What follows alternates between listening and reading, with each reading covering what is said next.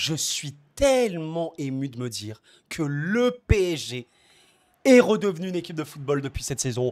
Merci Luis Enrique, c'est vraiment par ça que j'ai envie de commencer. Évidemment, on va parler de Montpellier dans cette vidéo, ne vous inquiétez pas si vous voulez m'entendre sur Montpellier, mais on va d'abord évoquer le PSG.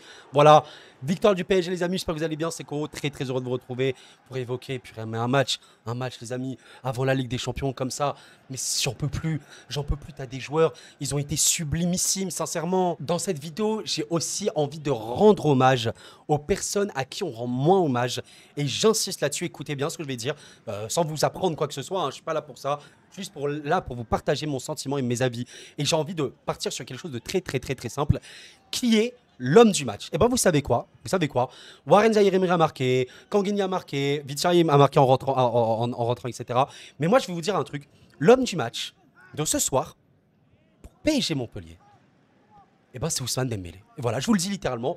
Dembélé, voilà, ça c'est aussi une leçon pour ceux qui ne voient que les stats brutes pures. Ce que j'appelle stats brutes pures, c'est but, passe, D. Les amis, qu'est-ce que c'est triste de résumer le football en but, passe, D, X, goal, slash assist. Non mais les amis, si c'est que ça le football, alors tu vois Dembélé ce soir, il a fait 0 but, 0 passe, D, t'es en mode bah il est nul. Et pourtant c'est l'homme du match pour moi.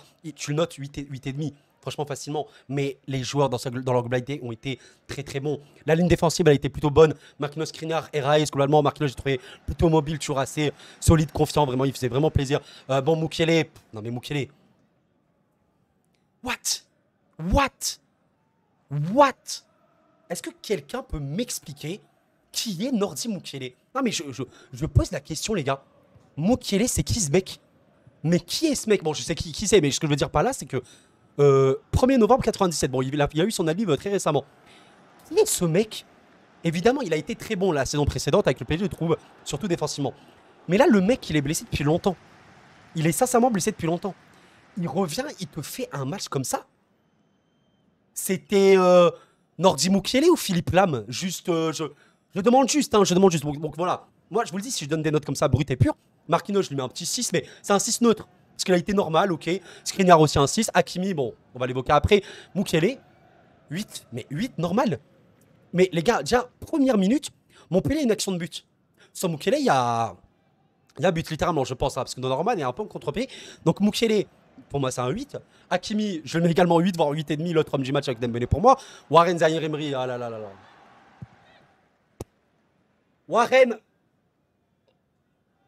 Warren Zaïre-Emery, les amis. Vraiment, je vous pose la question. Que vous soyez supporter du PSG ou non, comment ne pas aimer ce joueur-là? Il incarne tout ce qu'il y a de beau dans le football. Il est... Non mais franchement, je manque de vocabulaire pour exprimer tout ce que je ressens vers Warren Zaïre-Emery. Les gars, je rappelle un truc, hein, au cas où. Je sais, ça peut paraître bizarre, mais vous le voyez bien là. Né le 8 mars 2006 à Montreuil. Le 8 mars 2006. 2006. Le 6 comme ça, là, le 6. On se rend compte ou pas? Il a 17 ans. Il est actuellement un des tauliers à son poste mondial. 17 années. En tant que supporter du PSG, c'est une chance inestimable. Mais réellement, je ne sais pas quoi vous dire. Donc voilà, Warren Zaïre-Emery te fait un match un peu plus discret qu'il a fait notamment contre Milan, mais très précieux parce qu'il est là à la récupération, il est là à la relance, il arrive à se projeter, il te met un but sublime en plus. C'est... voilà, je sais pas quoi vous dire, sincèrement, je sais pas quoi vous dire. Globalement, le PSG a été très bon. Dembélé pour moi, homme du match, parce qu'il est... Je pense que si on regarde... J'avais dit que les stats bruts, c'était pas la peine de regarder que ça. Pas que les stats bruts en mode but et passe D. Par contre, si on regarde les stats avancées, ce qui est vraiment beaucoup plus intéressant, je suis quasiment sûr d'un truc.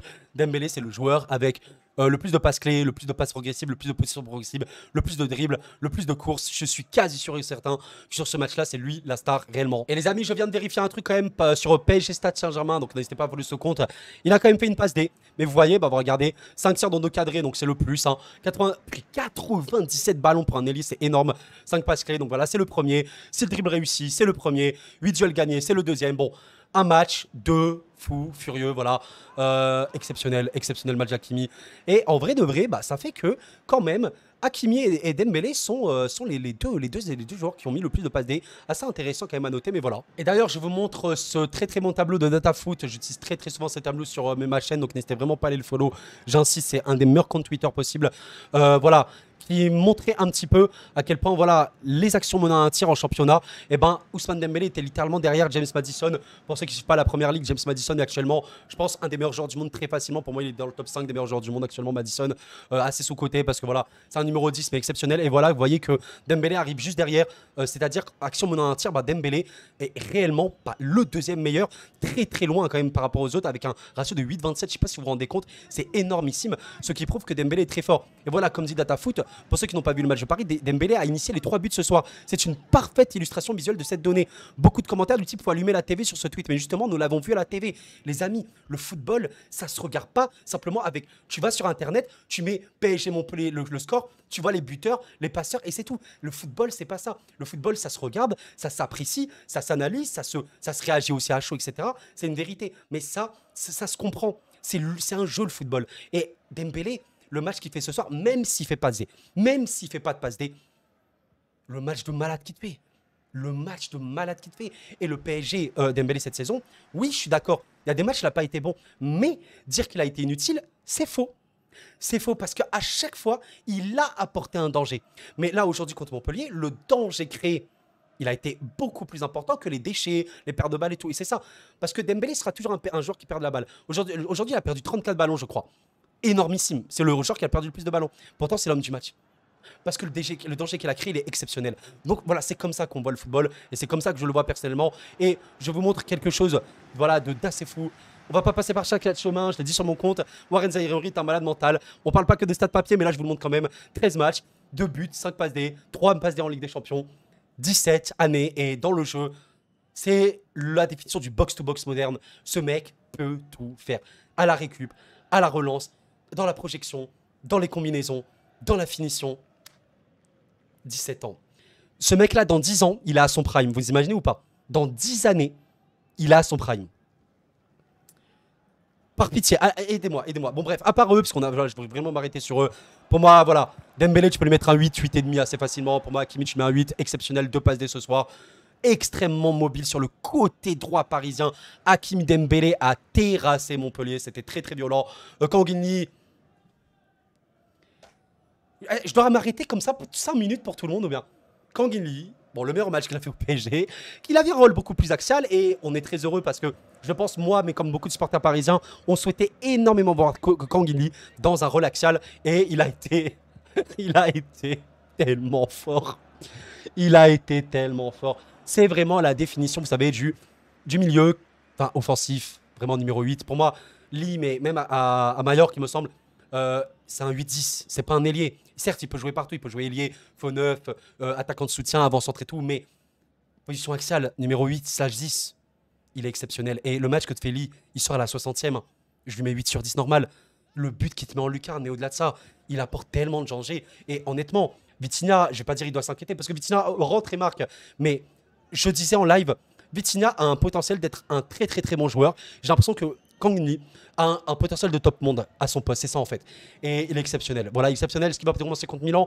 Bah, ce serait mérité. Mbappé, il n'a pas fait un mauvais match. Hein. Comme je disais, il n'a pas fait un mauvais match. Il aurait peut-être mérité un peu plus. Mais voilà, il fait en plus une action exceptionnelle sur un but refusé en jeu sur Ramos qui a fait une bonne entrée. Ramos qui a fait une bonne entrée avec Fabien Ruiz. Hein. Il faudrait croire que Fabien Ruiz l'a mangé du Iniesta voilà, ces derniers jours. Mais voilà, globalement, les rentrants, ils étaient bons. Même Solaire. Solaire qui a initié un contre avec Dembélé et tout. Pas de facile. Et Lucas. RAS. Colomani, c'est un peu la tâche. Je m'explique. En fait, Colomani et Ramos sont très spécifiques parce que les deux sont des buteurs, mais ils marquent pas beaucoup. Quoique Colomani a un ratio plutôt correct. Mais surtout qu'ils ont une présence un peu moindre. Il ne faut pas non plus enterrer Colomani complètement parce qu'il a quand même eu des bonnes actions avec Dembélé. J'ai notamment trouvé une 2 qui était plutôt cool. C'est pas un très bon match de Colomani. Et en vrai, Ramos a été bien rentré. Il y a peut-être un moment où Ramos va être titulaire. Hein, on ne sait pas. Contre Milan, en plus, Ramos, vous savez que défensivement, il apporte encore plus que Colo, ce qui est très très bien. Et donc ça fait plaisir, franchement ça fait plaisir. Mais voilà, le PSG a été sublimissime. J'ai envie de rendre hommage au Warren Zaïre-Emery, au Kanguini, aux gens voilà, auxquels on pense un peu moins, mais on va y penser de plus en plus vu que c'est des légendes. Enfin des légendes, MDR, le mec il a fumé. Mais voilà, on va évidemment parler de Montpellier, j'ai évidemment parlé que du PSG parce que c'est le club que je supporte, je suis désolé. Quelle belle équipe et Hommage à Luis Enrique. Hommage à Luis Enrique. Parce que merci, monsieur Luis Enrique, vous avez construit une équipe de football et dire que la marge de progression de cette équipe est incroyable. C'est pas du tout un produit fini, ce PSG là, c'est ça qui est effrayant. C'est-à-dire que si on voit le City de l'année dernière, c'est un petit peu la quintessence du football de Pep Guardiola. Vous voyez, c'est un peu un produit fini. Le City de l'année dernière, c'est quasiment la perfection, tu vois. Donc il y a quasiment plus de marge de progression. Mais ce PSG là, il y a une marge de progression énorme, individuellement comme collectivement. Ça fait que où va aller cette équipe? Où va aller cette équipe cette saison? La saison prochaine? Dans 2 saisons? Énormément d'espoir.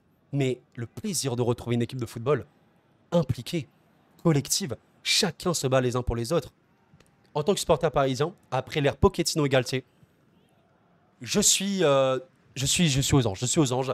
On va évoquer rapidement Montpellier qui, voilà, je le disais un petit peu dans l'avant-match, c'est compliqué Montpellier parce qu'il y a une vraie qualité offensive dans cette équipe. Ils ont quasiment pas le touché le ballon. Montpellier, on va pas se mentir, mais c'est pas du tout une équipe de possession. Ils ont totalement tenté de contrer contre ce Paris Saint-Germain là. Et en vérité, les El Tamari, les Savanier, les Fayad et Adam, c'est une vraie ligne d'attaque assez forte. Ils n'ont pas existé. Et en vrai, je pense que c'était un peu un match bonus, hein, parce que voilà, là, tu pouvais vraiment rien faire. Il faut pas se mentir. Je le disais également, Montpellier, je trouve que c'est une équipe très irrégulière. 15 buts marqués, 14 buts pris. Voilà, victoire, défaite, c'est un peu comme ça. Et ce qui est vraiment bizarre avec Montpellier, c'est que ça peut très bien gagner. Voilà, gagner 3-0, perdre après 2-0, puis gagner 3-0, puis perdre 3-0. Et en fait, c'est un peu comme ça. Voilà, tu bats Lyon. Bon, Lyon, on connaissait en début de saison. Voilà, on se rendait pas compte. Mais voilà, tu bats Lyon 4-1. Tu perds contre Reims, qui est un très bon Reims. Après, tu perds contre Montpellier en tenant bien. Tu fais un 2-2 décevant à la Méno. Bon, c'est très compliqué pour Montpellier. Et en vrai, c'est dommage parce que là, je les ai trouvés un peu tendres, je les ai trouvés un peu naïfs. Il y avait vraiment de la vraie qualité en contre, hein. Je pense notamment Mukele qui fait pas son arrêt au début du match. Bah, il peut se passer un truc, on ne sait pas. Mais c'est un peu une équipe qui, pour moi, qui va jouer un peu le milieu de tableau. Je voulais aussi dire force à Silla qui est sorti sur blessure. Et voilà, voilà les amis.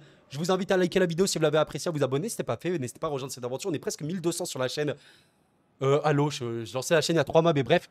Merci infiniment à vous. Quel plaisir. Quel plaisir pour le PSG. Je suis tellement heureux parce que le plaisir, en fait, le plaisir que tu ressens en voyant l'équipe jouer et en sentant que c'est un collectif. Et waouh, ça change tout. Ça change tout. Et tu es fier. Tu es fier. Et vraiment, les amis, je vais finir sur Warren Zaïre-Emery. Ce joueur-là, vous savez, maintenant, je pourrais vous l'annoncer officiellement.